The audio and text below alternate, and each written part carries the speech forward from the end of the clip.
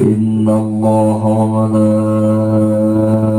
وملائكته يصلون على النبي يا أيها الذين آمنوا صلوا عليه وسلموا تسليما اللهم صل وسلم وبارك عليه وعلى آله بالبركة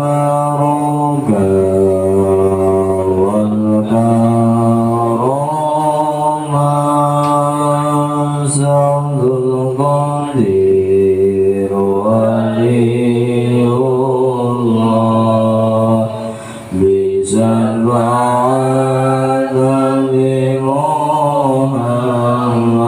محمد بإذن الله ورضا الله بالبركة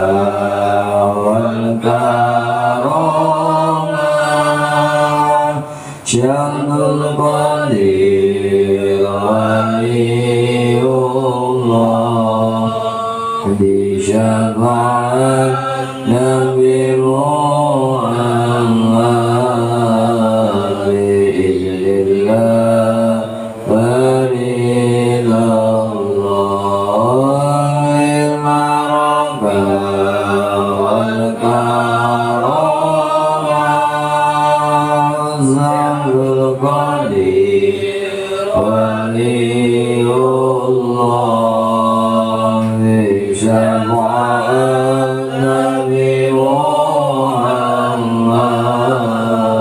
بإذن الله ورضا الله بالبركة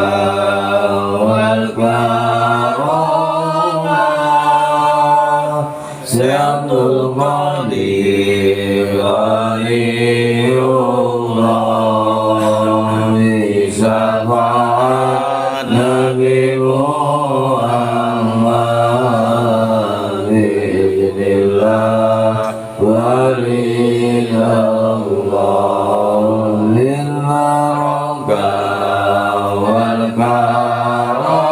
والكرامة سعد القدير ولي الله بشفاعة نبي محمد بإذن الله ورضا الله بالبركة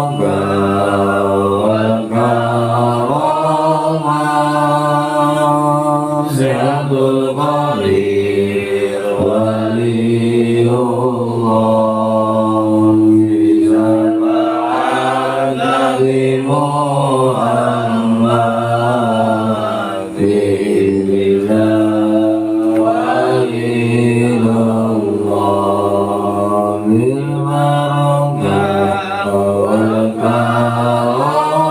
والكرامة سعد القدير ولي الله بشفاعة نبي محمد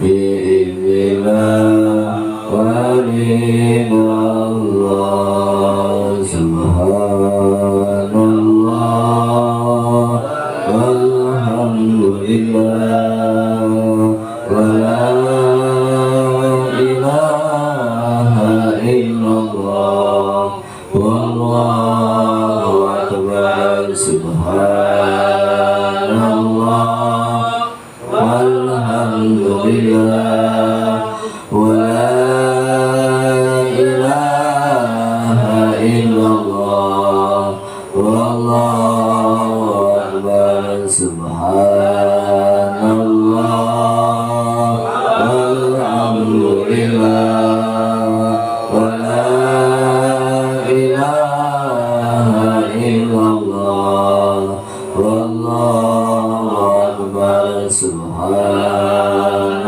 الله والحمد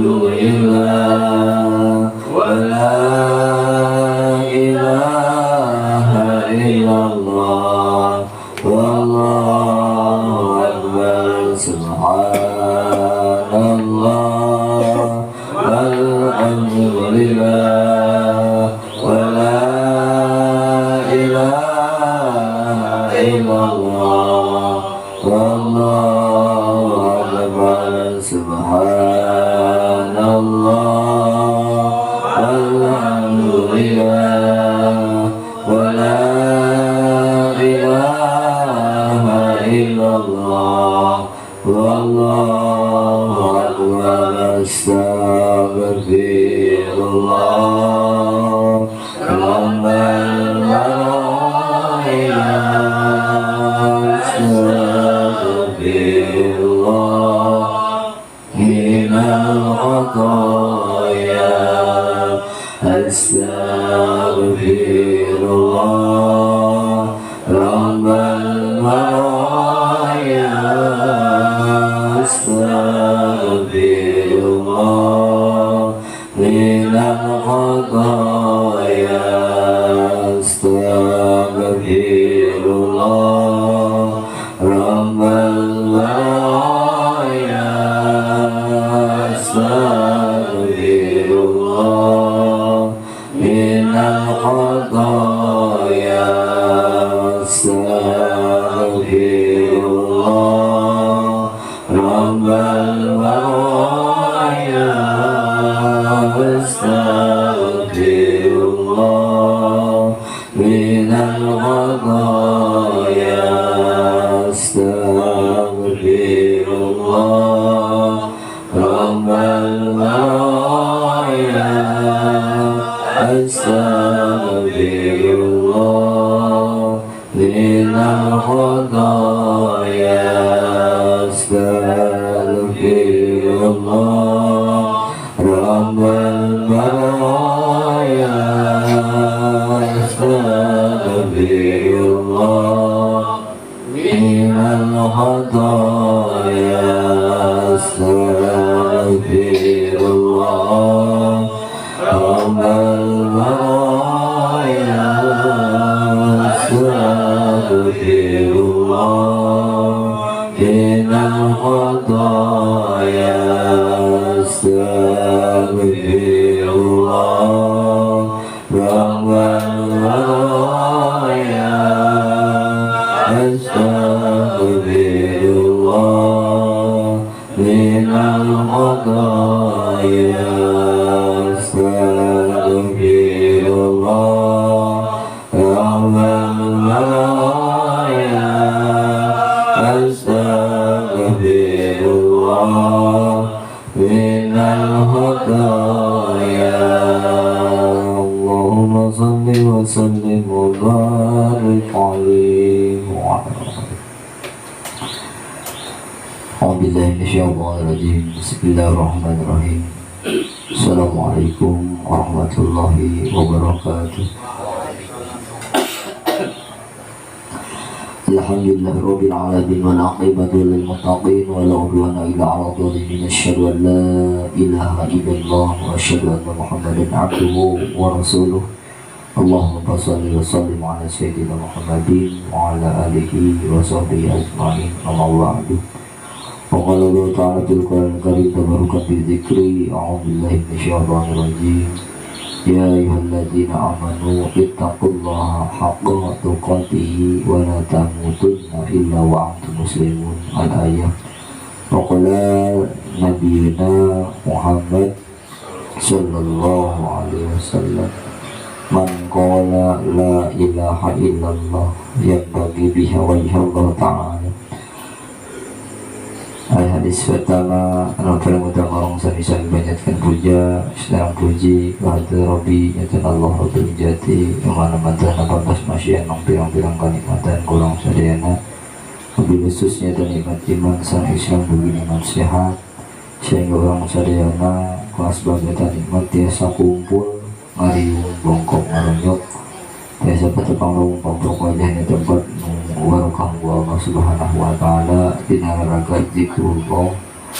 Maka hukum itu sekali dari sing gede pengharapan orang ke Allah. Mudah-mudahan iriungan ku Allah subhanahu wa ta'ala dirungsurkan rahmatna sareng Allah subhanahu wa ta'ala. Tidak salam mugi dicurah dipakeun ngajeng Nabi habibana wa nabiyana Muhammad sallallahu alaihi wasallam, tuhiyat kepada partina, kepada sahabatna, kepada tabi'in, kepada tabi'in ulama, ulama dugi kurang sadaya nanti untuk ajaran mantena Budi kamil kiamat mudah-mudahan sudah aku diangkat jadi umat Nabi Muhammad sallallahu alaihi wasallam. Alhamdulillah orang sadayana ku Allah ditasis kudrat irodatna ditangtukan ku kudrat irodat Allah subhanahu wa ta'ala sehingga di naungan iya orang sadayana dipilih biasa hadir walaupun dalam keadaan sibuk, walaupun dalam keadaan kurang enak badan. Alhamdulillah orang sadayana biasa hadir di kesempatan adapun itu biasa hadir itu damang mudah-mudahan sing damangkeun ku Allah subhanahu wa ta'ala ge anu kasibukanana dengan aktivitas masing-masing. Mudah-mudahan sing dipasieun berkah salamet ku Allah subhanahu wa ta'ala. Bagi salajengna dajana orang laksanakan zikir di sebagian daripada tanbih eta hiji pangeling-eling atau hiji motivasinya kanggo orang sadayana tina ngalaksanakeun ibadah ke Allah subhanahu wa ta'ala. Dauhan kanjeng Nabi sallallahu alaihi wasallam wal qabru zulmatun wa sirajun lahu la ilaha illallah Muhammadur Rasulullah. Jadi saur kanjeng Rasul ari pakuburan teh poek. Jadi di dalam kubur itu gelap, mas. Bukan hanya cerita, bukan hanya dongeng, tapi memang nyata dan kelihatan menyaksikan ketika orang dikubur itu ditutup dengan tanah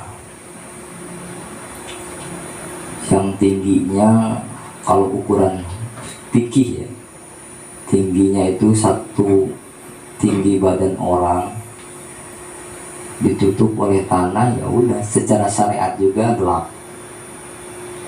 Tapi ada kuburan yang bisa menjadi terang, yaitu kata Rasulullah SAW, wasirozullahu, kuburan yang tadinya gelap bisa terang benderang, yaitu khusus bagi orang pengamal lafaz la ilaha illallah Muhammadur Rasulullah. Jadi penerang kubur itu kata Rasul adalah lafaz la ilaha illallah yang mengakui bahwa tiada Tuhan kecuali Allah subhanahu wa ta'ala. Jadi kita mengamalkan lafaz la ilaha illallah secara syariat. Secara hakikat mah kita mengakui bahwa tiada Tuhan melainkan daripada Allah subhanahu wa ta'ala. Tuhan itu adalah sesuatu yang disembah, sesuatu yang diturut. Kebanyakan dari kita semuanya kita tidak paham apa sih Tuhan itu, dan apa yang harus kita turut, dan apa perintah Tuhan. Mudah-mudahan dengan kita mengamalkan lafaz la ilaha illallah, kita tahu dan sadar bahwa kita tiada lagi yang kita ikuti, tiada lagi yang kita turut, tiada lagi yang kita sembah kecuali Allah subhanahu wa ta'ala. Makanya mengimani dan meyakini, kita membiasakan mengucapkan lafaz la ilaha illallah biar kita sadar gitu. Biar kita sadar bahwa tiada Tuhan selain Allah subhanahu wa ta'ala yang patut kita turut, yang patut kita sembah.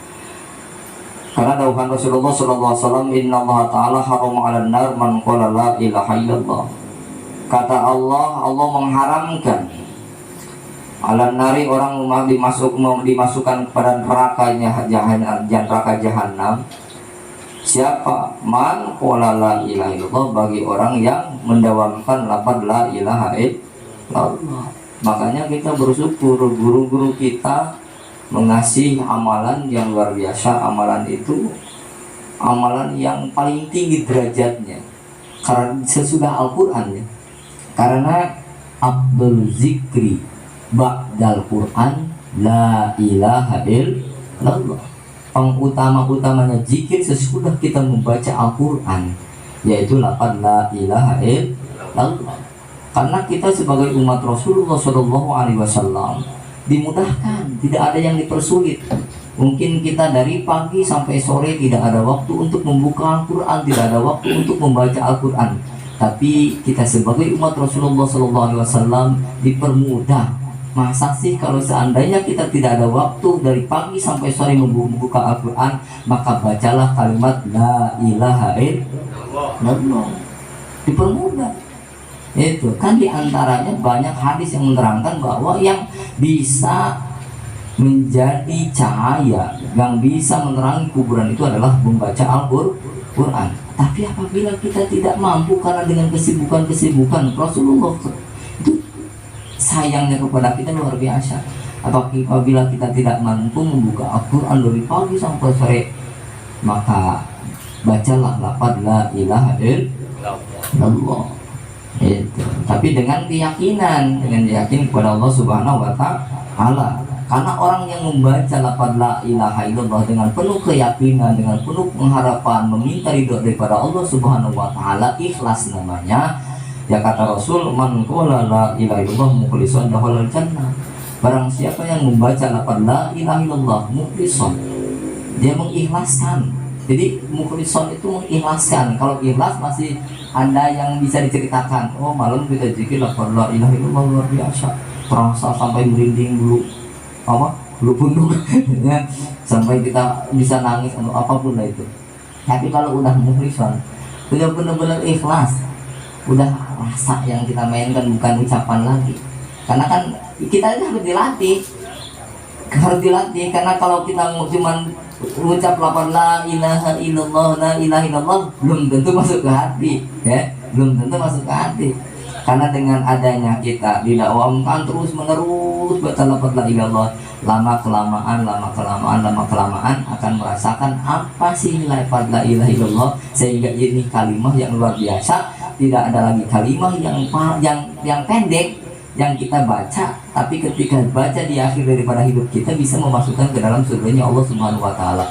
Berarti pada hakikatnya di dalam lafaz la ilaha illallah ini bukan sembarangan. Karena belum tentu kita baca Al-Quran dari awal sampai akhir, bahkan kita bisa hatam beberapa hataman, belum tentu ini amalan menjadikan sebab masuknya kita ke dalam surganya Allah Subhanahu wa Ta'ala. Tapi lafaz la ilaha illallah langsung hadisnya itu sahih. Barang siapa yang membaca lafaz la ilaha illallah di akhir daripada hidupnya, dakhalal jannah, dia bisa masuk ke surganya Allah Subhanahu wa Ta'ala. Luar biasa. Makanya ya Rasulullah, qalu ya Rasulullah, maka para sahabat itu berkata kepada Rasulullah, ya Rasulullah, hai Rasulullah, fama ikhlasuha, bagaimana sih kalau kita bisa ikhlas membaca lafaz la ilaha illallah?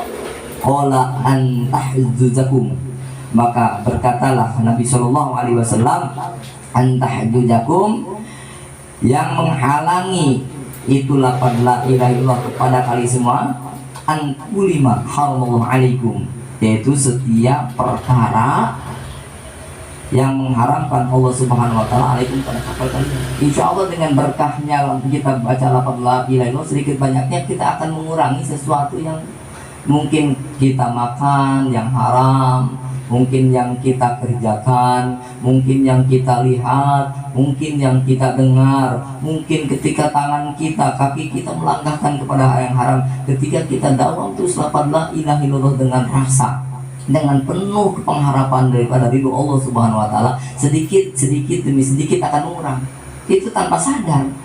Itu yang tadinya makan barang haram, dengan sendirinya itu akan terus mengurang. Rasakan aja. Kalau udah dawam lafaz la ilaha illallah, yang biasanya kita melihat itu barang haram, sedikit demi sedikit, nggak mungkin langsung, tapi sedikit demi sedikit. Dengan apa? Dengan barokah kita membaca lafaz la ilaha illallah. Nah, inilah keutamaan daripada lafaz la ilaha illallah. Bahkan guru saya pernah berkata, ketika dia dibawa oleh malaikat, dia dibawa ke satu tempat yang luar biasa. Tempat itu banyak cahaya tempat itu. Nah, akhirnya daripada cahaya itu ada cahaya yang luar biasa terang benderang. Itu cahaya, dari cahaya-cahaya yang banyak itu ada cahaya yang paling terang sekali.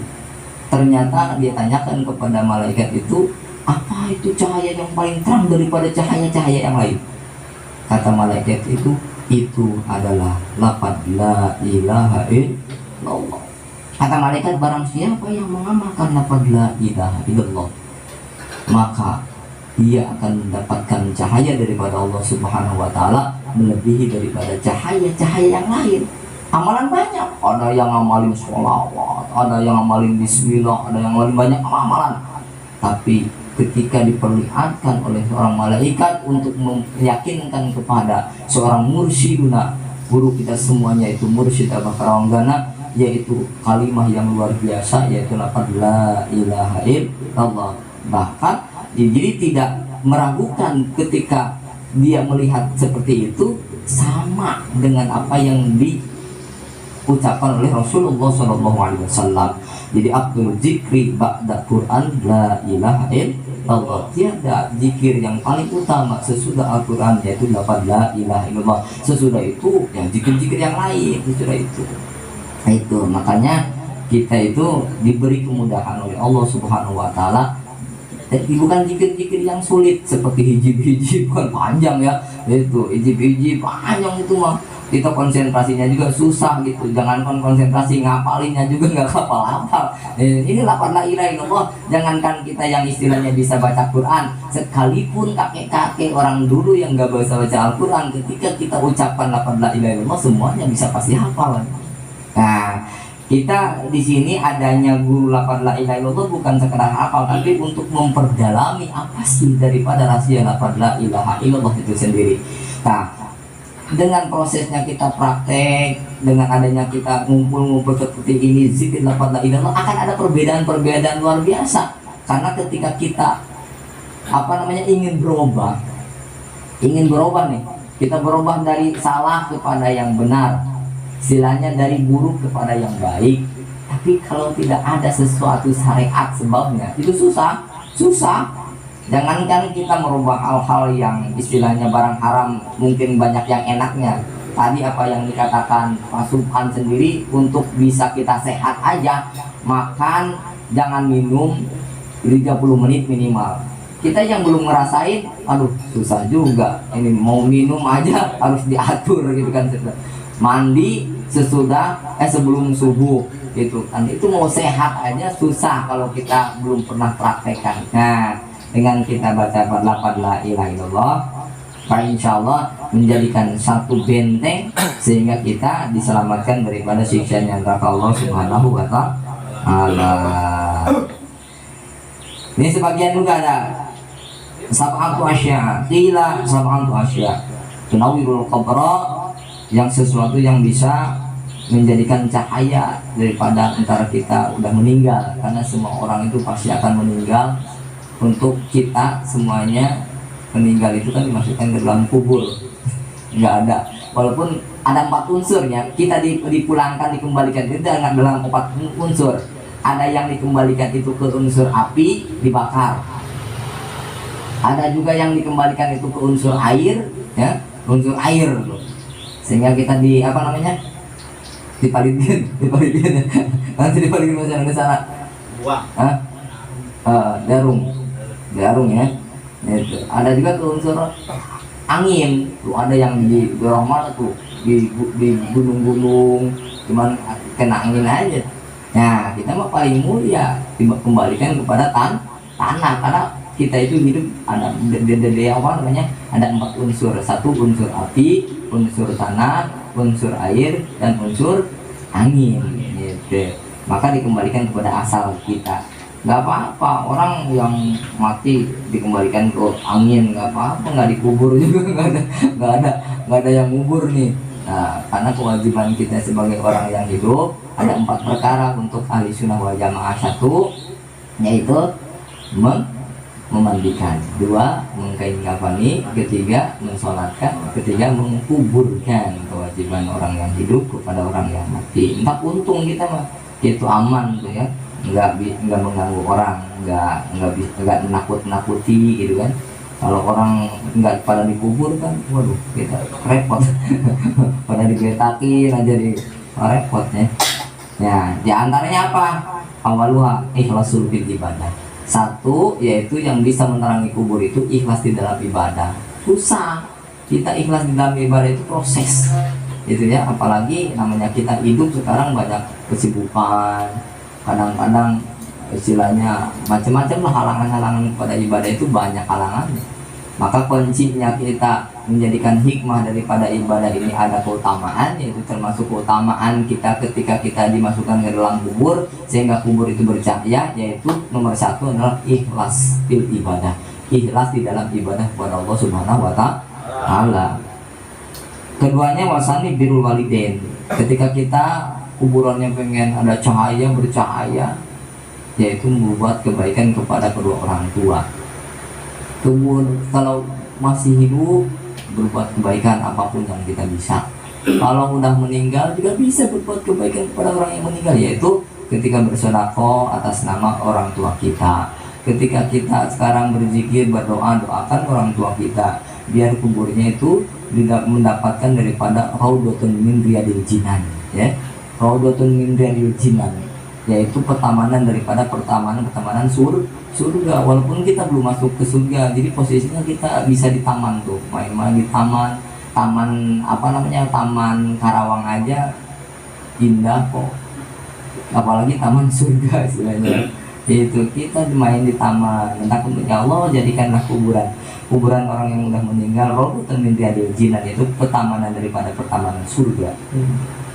Entah kalau orang-orang kita terus doakan, orang tua kita, orang-orang yang udah meninggal, wasilah berkah doa kita sebelum dimasukkan kepada surga Allah, disimpan di taman-taman surga sebelum dimasukkan, ya. Yaitu berbuat kebaikan kepada orang yang udah meninggal apabila memang udah meninggal. Apabila masih hidup, nah itu kita berbuat kebaikan dengan semampu kita. Wasalisu yang ketiganya itu silaturahim. Nah, kubur bisa bercahaya itu dengan silaturahim, mereka. Jadi sebenarnya memang kita dalam kondisi konteksnya kita berkumpul berzikir seperti ini tuh yang nomor satu adalah silaturahimnya. Karena kalau kita nggak seperti ini ya masing-masing kesibukan, nggak bisa. Ini bisa, ini enggak. Ini bisa ya susah juga kalau sengaja kita silaturahim juga agak susah gitu kan. Kalau posisi kita dengan adanya zikir semacam ini, sesudah silaturahim kan ada zikrullah tuh, ya, akan tambah ilmu, tambah keyakinan, mudah-mudahan diberi keimanan oleh Allah Subhanahu wa Ta'ala, sehingga benar-benar yang tadinya kita ibadahnya agak bolong-bolong, depannya juga diperbaiki, yang ibadahnya udah bagus, yang tapi belum punya keyakinan, ditambah keyakinan sama Allah Subhanahu wa Ta'ala. Karena hakikatnya kita zikir lafaz la ilaha illallah, yaitu zadidu imanakum ila ya Rasulullah najidu imanana. Bagaimana untuk memperbarui iman kami, ya Allah? Aksiru min qauli la ilaha illallah, perbanyaklah zikir lafaz la ilaha illallah. Dengan wasilah, dengan memperbanyak zikir lafaz la ilaha illallah, itulah jadi sebab tambah-tambahnya keimanan kita kepada Allah Subhanahu wa Ta'ala. Warabi'u yang keempatnya itu Allah yudhi'a umruhu fi maksiyah. Janganlah kau menyia-nyiakan umurmu di dalam maksiat. Nah, alhamdulillah kita mah itu ya, orang-orang mungkin dari pagi sampai sore banyak yang lalai, banyak yang tidak ingat sama Allah. Kita paksakan, walaupun mungkin belum tentu, walaupun kita zikir juga ingat sama Allah belum tentu. Karena banyak orang yang ketika dia mengucap lafaz Allah masih lalai dalam pikiran dan hatinya. Tapi walaupun seperti itu, namanya orang kan terus belajar. Walaupun mungkin kita belum bisa, jangankan istilahnya di dalam zikir, jangankan di luar zikir, di dalam zikir pun belum tentu kita itu hati dan pikiran itu fokus ke Allah, ya? Makanya dengan adanya kita belajar terus, insya Allah dengan adanya kita belajar zikir, belajar zikir ini belajar zikir, bukan zikir sungguhan, bukan, kita belajar zikir. Kalau orang di zikir sungguhan mah tuh Syekh Asnawi Caringin itu zikir sungguhan, ada riwayat Syekh Asnawi Caringin itu dari para makroba yang menceritakan keutamaan keunggulan Syekh Asnawi Caringin itu bapaknya daripada Aman Kazim Asnawi ini, itu dia ketika zikir di dalam satu pulau, itu ketika zikir itu ada ular katanya, ada ular kobra mau matuk tuh, sampai ular kobra itu diam gak matuk. Berarti kondisi zikirnya si Asnawi bisa disimpulkan dia diam. Karena kalau istilah ular kobra ya, kalau gerak aja sedikit pasti dipatuk. Berarti kesimpulannya zikir benar-benar itu adalah zikir yang diam.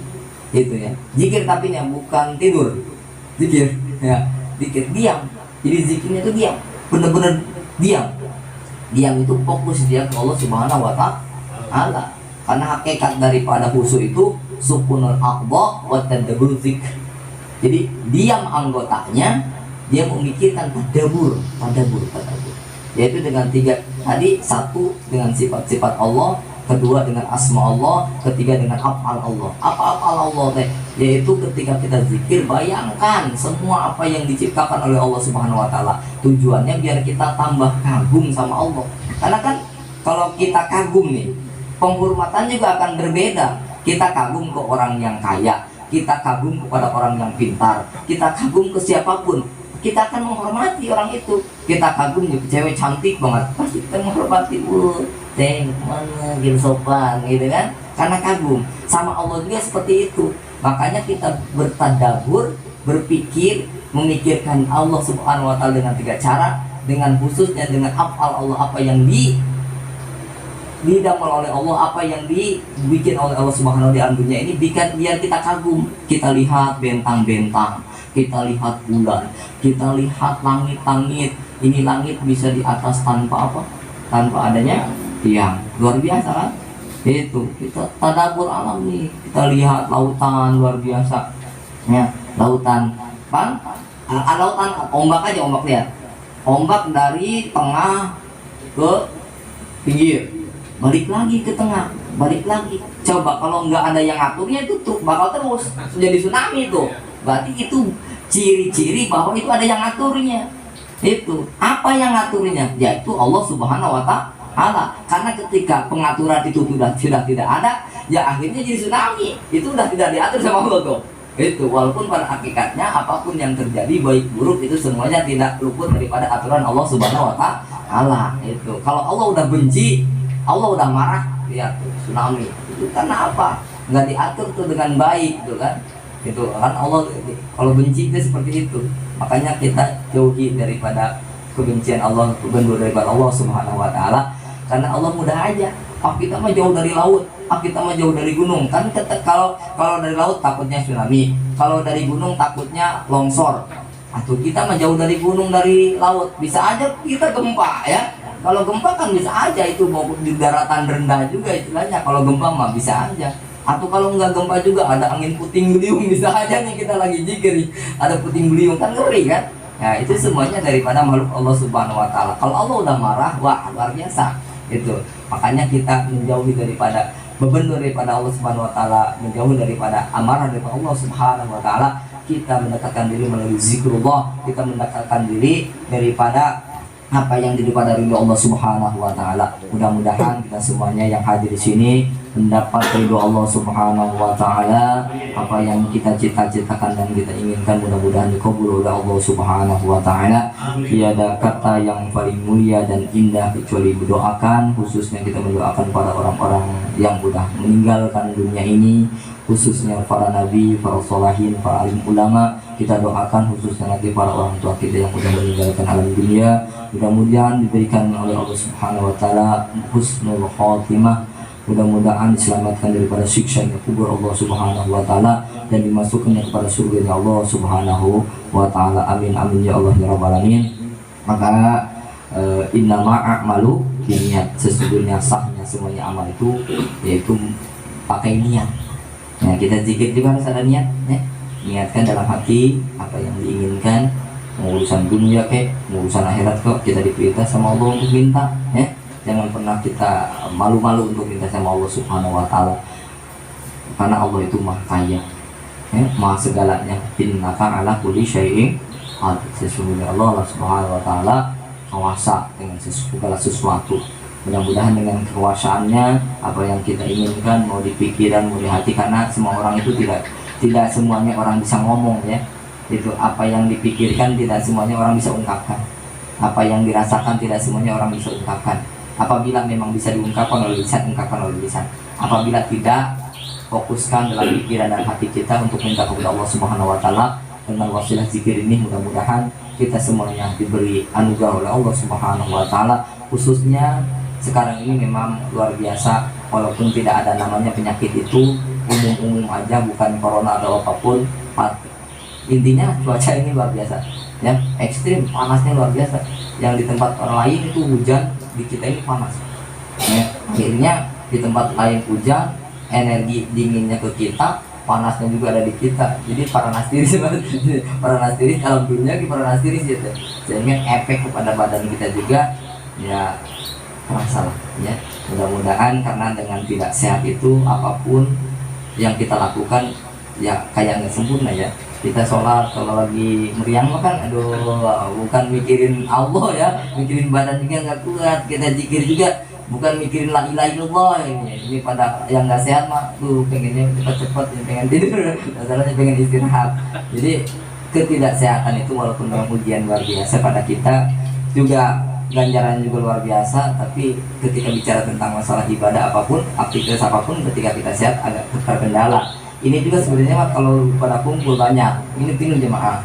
Cuman sekarang posisinya ya satu yang mungkin ada yang tidak sehat, juga ada yang memang ada kesibukan-kesibukan mendadak, nanti ada yang apa namanya motornya itu rusak katanya, ada macam-macam lah ya, namanya kita ibadahnya. Makanya kita itu bersyukur banget sama Allah. Alhamdulillah walaupun mungkin sebagian ada yang kurang sehat tapi masih bisa hadir. Adapun mungkin ya kalau istilah halangan dan rintangan pasti ada aja ya. Apalagi sekarang yang paling jauh itu Mas Jopes dari Peruri itu, jauh tuh dari Peruri ya. Tapi alhamdulillah ya bisa hadir, luar biasa, luar biasa. Walaupun dengan itu, karena Allah tidak melihat banyak dan sedikitnya apanya perkumpulan kita, yang penting ikhlasnya untuk berbakti kepada Allah Subhanahu wa taala. Niatkan minta sama Allah dengan bertakwa wali Allah, khususnya mursyiduna yaitu Syekh Ramadana, minta karena dia punya berkah. Insya Allah dia karena punya karamah, karena istiqomah daripada ibadah kepada Allah Subhanahu wa taala. Tindak menambah silang. Ya Allah ya Rasulullah, insya Allah.